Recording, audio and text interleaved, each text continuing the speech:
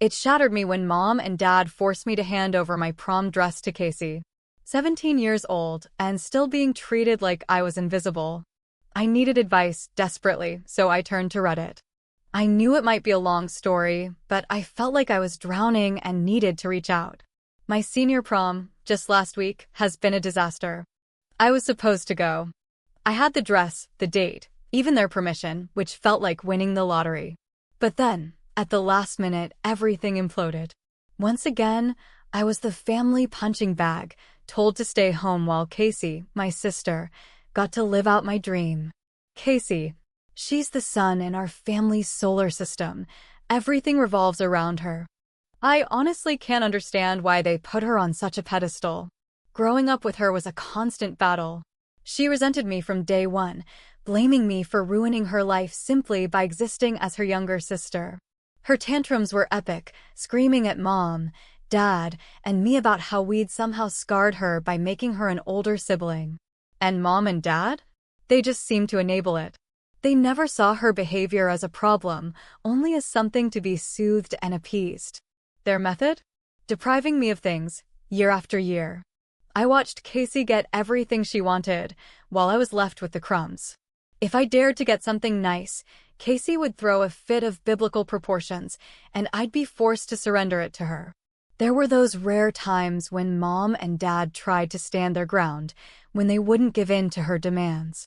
Those moments usually ended with Casey destroying whatever I had, or even getting physically aggressive towards me.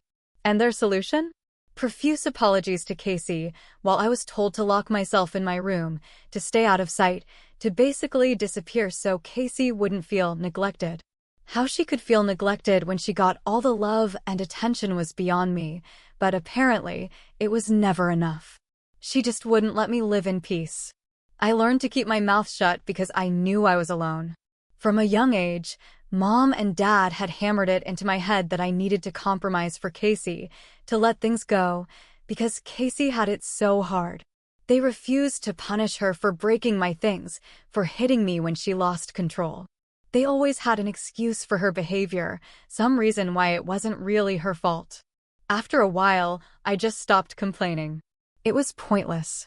So I focused on my studies, buried myself in books, got good grades. My only goal now is escape. To get as far away from that house, from Mom, Dad, and especially from Casey as humanly possible. I'd been meticulously planning to keep my head down, desperately trying to avoid another confrontation with them, Mom, Dad, and especially Casey. But inevitably, my sister managed to throw a wrench into everything.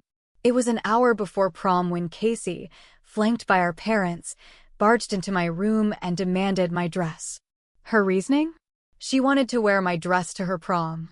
Casey, the family's perpetual darling, had failed to graduate not once, but twice. This was her third senior prom. You'd think all the indulgence would inspire her to actually, try. But no, she was too busy living it up, frittering away her time online, consequence-free because she'd never actually faced the music for failing her classes. Honestly, she lives like royalty. To prove the point, my parents had already shelled out $2,000 on a prom dress for her. Again, this was her third prom. Meanwhile, do you know how much they spent on my dress? Zero. Zilch. Nothing. I saw it coming, of course. That's why I'd worked my tail off doing odd jobs around the neighborhood, squirreling away enough money to buy my own dress.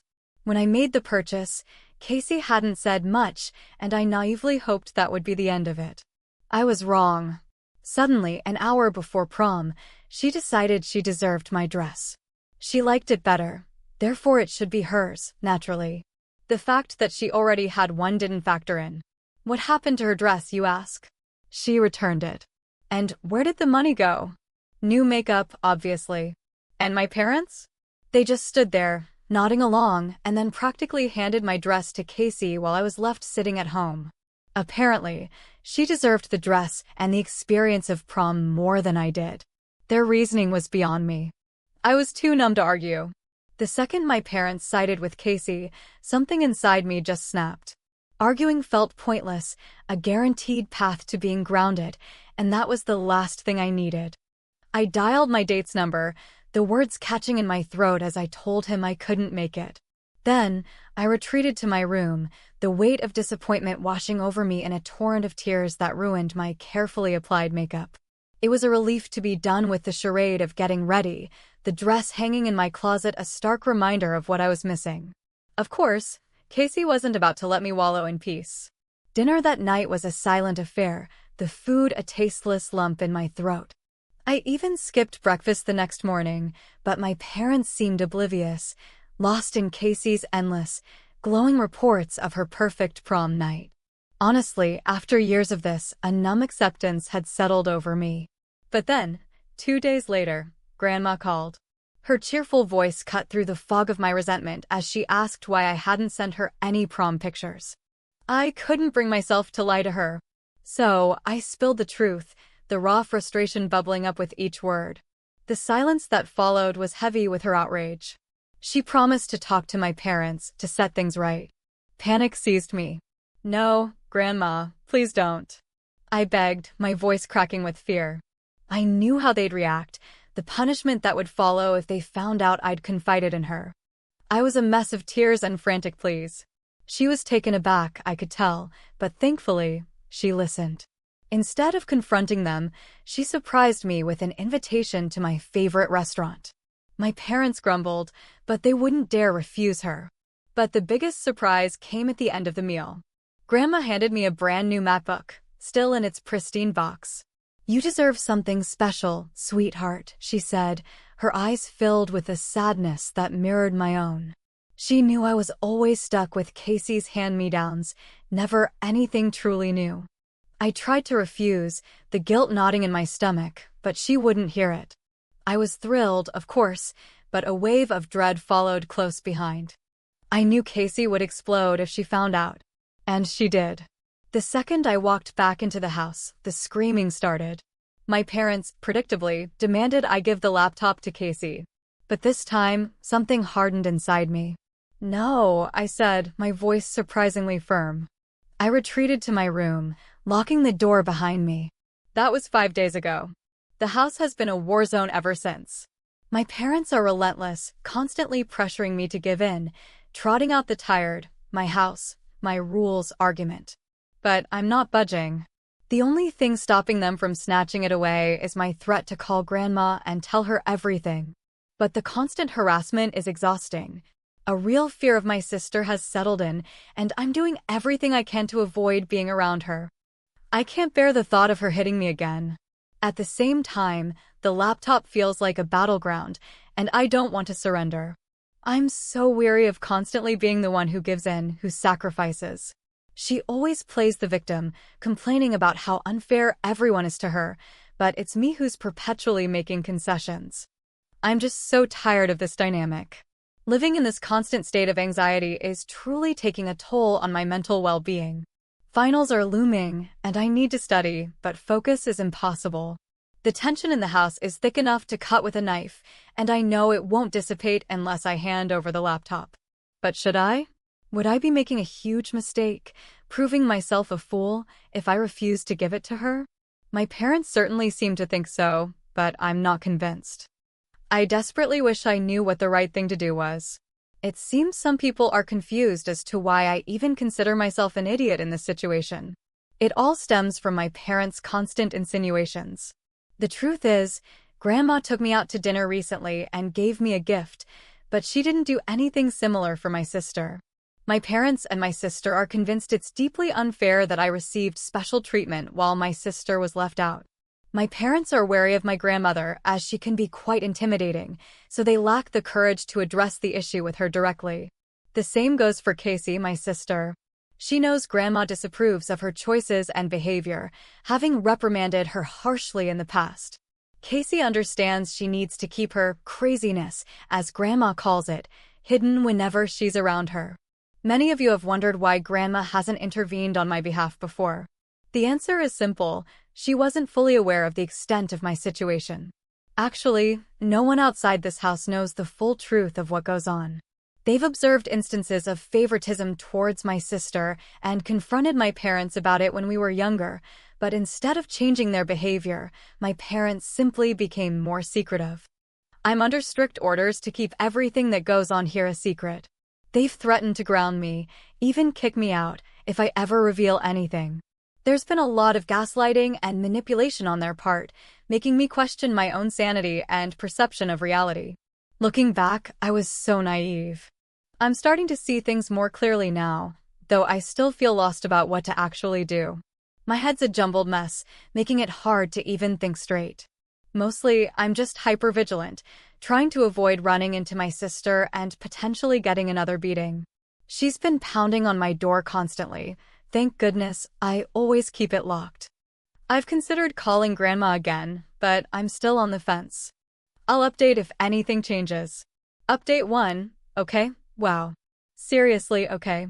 You guys, I get it. I know I need to talk to someone, tell them everything that's been happening. I've made some decisions, which I'll share later, but first, I just need to vent for a minute. Honestly, I'm overwhelmed by all the messages. I don't even know how to express my gratitude for your concern. Of course, there was that one troll who told me to, well, end things because nobody cares. As if. That's absolutely not happening. What's been hardest for me to swallow is the fact that so many of you can't seem to grasp why I've been silent about my parents and Casey for so long. It just highlights that you've likely grown up in functional households, not ones ruled by master manipulators like mine. From the time I was little, my parents instilled a deep-seated fear in me about speaking out to our extended family. I remember them constantly telling me horror stories of foster care whenever I dared to complain about their blatant favoritism. I couldn't have been older than 10 or 11. The foster care stories instilled an irrational amount of fear in me. I was terrified I'd end up in the system if I told anyone what was going on behind closed doors. As I got older, the punishment shifted to being grounded and having my phone and laptop taken away after any disagreement. There were even times when their favoritism was obvious in public, and people would point it out. I would be punished when we got home. I honestly still don't understand it. Why was I the one that had to pay for their actions? I know some of you get it. You see that I'm basically the family scapegoat. I really, truly wish things were different. I wish I was exaggerating and my family weren't as toxic as they are, but this is my life. I am grateful for those of you that feel my sadness and truly understand my situation. For years, I've tried to convince myself that their favoritism doesn't bother me, but that's a lie. Deep down, I still crave their love and acceptance, just like any child would. It cuts deep, watching them constantly prioritize my sister. It's not that I blame her, exactly.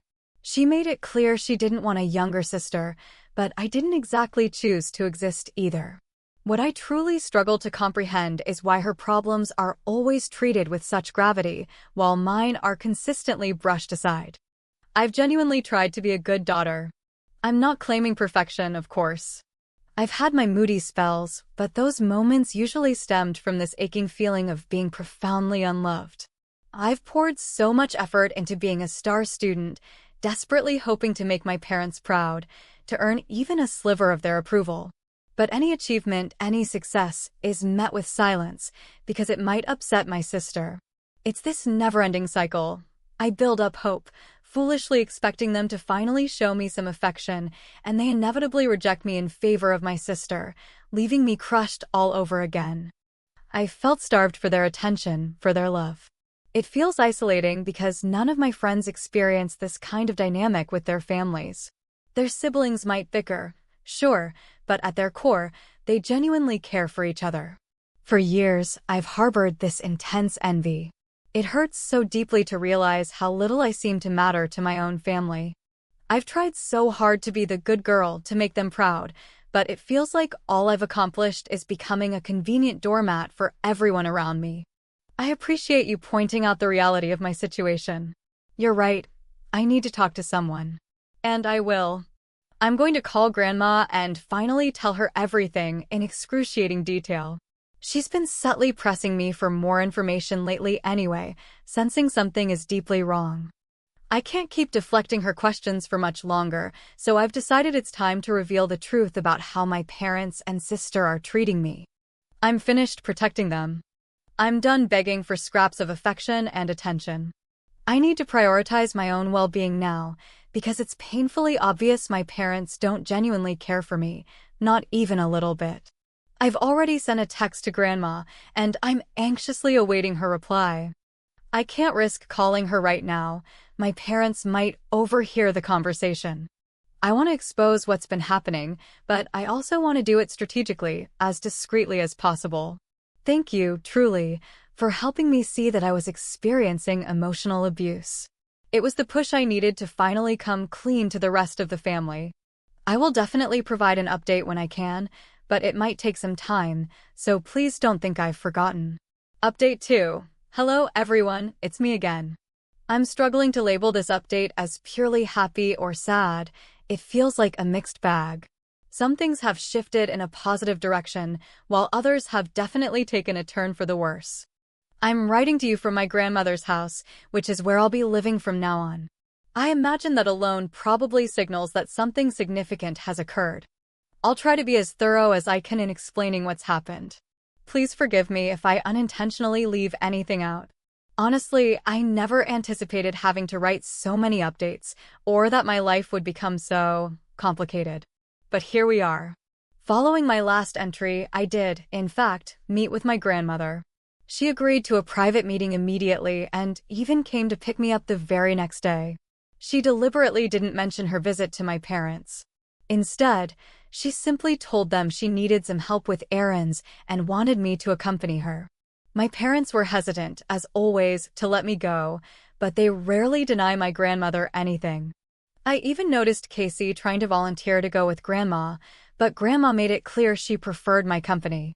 I knew then that my return home would likely be unpleasant, but I had already decided I wouldn't continue to keep silent any longer. Once Grandma and I were settled and talking privately, she immediately asked me to be completely honest with her. She told me she'd been extremely concerned about me and had noticed a growing distance between myself, my parents, and my sister. Apparently, Grandma, along with several other relatives, had observed these changes but hadn't intervened, feeling they lacked concrete evidence. So, she practically pleaded with me to confide in her if something was wrong.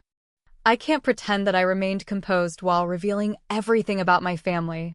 It was as if a dam inside me finally burst and a torrent of emotions came flooding out.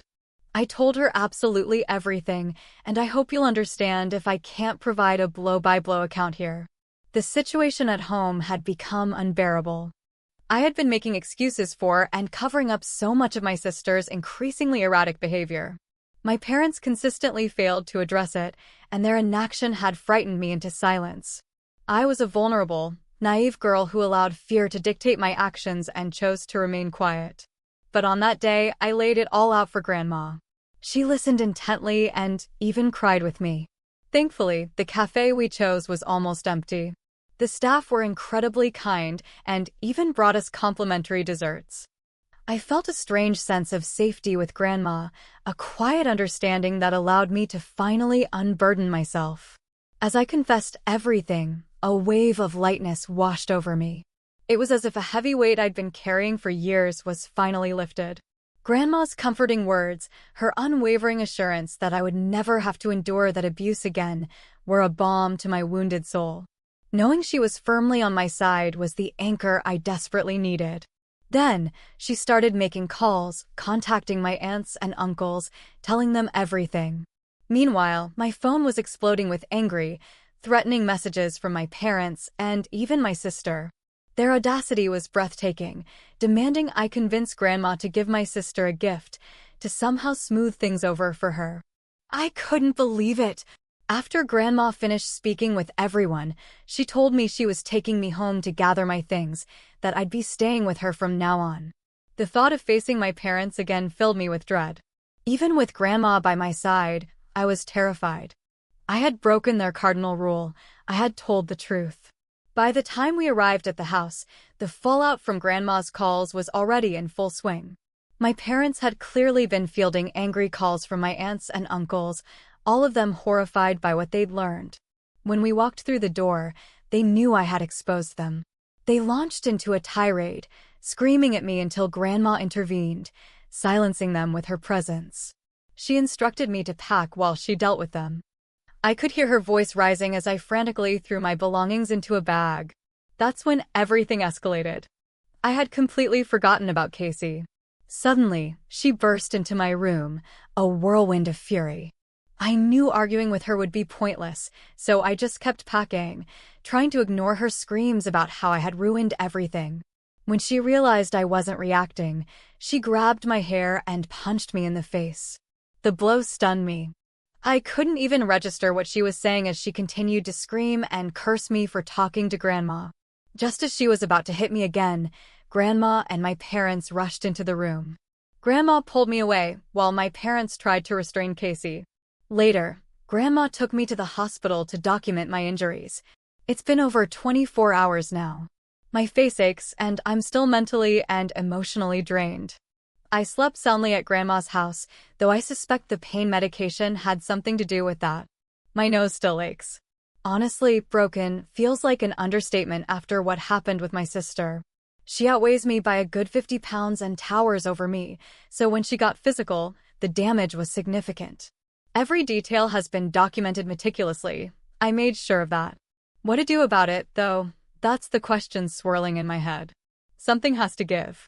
Grandma's in the loop, of course. She's been consulting with my aunts and uncles, a family council of sorts, before deciding on the next step. Casey, my sister, has gone silent, which is unnerving. Meanwhile, my phone vibrates incessantly. My parents are bombarding me with texts, each one subtly, and sometimes not so subtly, accusing me. According to them, I'm the one fracturing the family, the reason Casey's in hot water with Grandma. Apparently, they're catching heat from the extended family, and in their twisted logic, I'm the one tarnishing their reputation. And yet, not once have they asked me to come home. It's painfully clear that my well-being, my need for their support, is secondary to their and Casey's image. I've considered blocking their numbers just to find some peace, but the thought feels too final, too drastic, at least for now. I guess I'm waiting, passively waiting, for Grandma to tell me what to do, to tell me what's going to happen next. It's hard to express how much the outpouring of support from everyone online has meant to me. It's overwhelming in the best possible way. Strangers, people who don't even know me, are showing more concern than my own parents. The past few days have been a blur of pain, both physical and emotional. Reading your comments and messages has, ironically, made me realize the depth of the neglect and, honestly, abuse I've been enduring. It speaks volumes that people I've never met are more worried about my safety and well-being than the people who are supposed to love me unconditionally. It's heartbreaking in a way I can't fully articulate, but I am, slowly, starting to process it. Since my last update, things have been chaotic. I know many of you have been waiting to hear more, and I apologize for the delay. Recovery, school, dealing with the aftermath, it's been a lot to juggle. Several of you have asked why I didn't immediately go to the police. Honestly, I was reeling. I was in immense pain, trying to process what happened, and I'm still a minor. The legal system felt intimidating and confusing. Luckily, my grandmother, with my uncle's support, took charge. They did report the incident. Casey was arrested, yes, but my parents, predictably, bailed her out. The case is still ongoing though, so I can't disclose many details. There's a good chance Casey will face jail time. This isn't her first violent offense, not by a long shot. My parents are facing charges of child neglect and endangerment, a reality that feels incredibly distant. My uncle and grandma are managing all the legal intricacies. Honestly, I can't even bring myself to focus on those details right now. My priority is surviving my finals and trying to piece my mental state back together. There's a small bright spot, at least concerning my physical wounds. They're healing, thankfully, though I endured 5 solid days of excruciating pain. It was a nightmare, pure and simple. For now, I'm living with Grandma. The good news is that I'll be 18 in just 2 months, which means no one will have legal authority over my life for much longer, especially not them. Speaking of my parents, that's a tangled mess. As the initial shock wore off, a deep resentment began to simmer inside me. Grandma, perceptive as always, saw me struggling and immediately arranged for therapy. I've had a few sessions, and I genuinely believe it will help me navigate all this in the long run. My parents have reached out again. Initially, their messages were venomous, blaming me for allowing Grandma to report them and Casey. Then, almost overnight, the tone shifted. Suddenly, they were showering me with apologies. But I'm not naive. It wasn't some sudden epiphany or a realization that they should have shown me love. It was pure panic, sparked by the backlash they were facing from our extended family and friends. News of everything that happened has spread like wildfire, and people are rightfully disgusted. They're essentially being ostracized by everyone they know. My extended family is horrified by the extent of the abuse I suffered at the hands of my parents and sister, and they've all but given up on them. Grandma has made it explicitly clear that they, my parents and Casey, won't see a dime of her inheritance. Knowing Grandma's wealth, that must have sent them spiraling. It's pathetic, really, that their apologies only surfaced when their financial stability was threatened. It's truly awful, but I'm slowly starting to detach myself from their drama. The only reason I haven't blocked their numbers is because my uncle advised me that their threatening texts could potentially be used as evidence in court. Their words barely register anymore, and I certainly have no plans to offer them forgiveness anytime soon. I am eagerly anticipating the day when I can completely sever ties with them and move on with my life. I have Grandma, my uncle, and the rest of my extended family. They are more than enough. Honestly, even my prom date, who's become my boyfriend, has been a tremendous source of support. I've met his family, and they're so different from mine. Warm, supportive, loving. Sometimes it stings to realize that so many people around me have the kind of parents I always longed for. But then I remember what I do have, and I know I'll be okay. Okay, this will probably be the last you hear from me for a while. Maybe I'll pop back in with a quick update if everything goes smoothly, but I won't be posting anything until the lawsuits are completely finished. Update 4. Wow, 6 months have already flown by, and honestly, I can hardly believe it. This is going to be a good one, a genuinely happy update. I know so many of you have been waiting for this. My DMs have been overflowing with messages. It means so much to me, knowing that so many people care. I'm doing so much better now, especially because I'm finally in college. Time really does work its magic, doesn't it? I'm so incredibly happy to say that I've managed to get better, both mentally and physically. The bruises are long gone, and the emotional scars are finally starting to fade, too. I actually did really well in my finals and got accepted into my dream college. I won't say exactly where, but trust me, it's a good one. My dreams feel like they're actually within reach now. The only thing that makes me a little sad is that I had to move away from my grandma to live in the dorms, but I visit her as often as I can. It's only a 4-hour drive, so it's not too bad. Okay, now about my parents and sister. Like I expected, Casey did end up going to jail, but it wasn't for very long. Actually, I think she might even be getting out next month. Honestly, I've stopped trying to keep track of her. I saw her in court, and she looked rough. The court ordered a mental health evaluation for her, but I really don't know what the results were or what the diagnosis is. Honestly, I couldn't care less. I'm sure she has a whole bunch of problems, but I don't want to hear about any of them. As far as I'm concerned, she's not a part of my life anymore. My parents, well, they were charged with child neglect and endangerment. Again, I don't know all the specific details. No one went to jail, thankfully, but they did have to pay a really hefty fine. I don't even mind that they didn't get a jail sentence. I think their reputation in the community is already completely ruined, and their golden child is being shunned by pretty much everyone. I think that's a punishment in itself. Even their own family has cut them off. I can only imagine the pain they must be experiencing. As for my sister, I have a protective order in place, ensuring she can't reach out to me, not even after her release. Strangely, I couldn't obtain a similar order against my parents. The court deemed they didn't present a threat, which I still struggle to understand. Why wouldn't they grant me that peace of mind?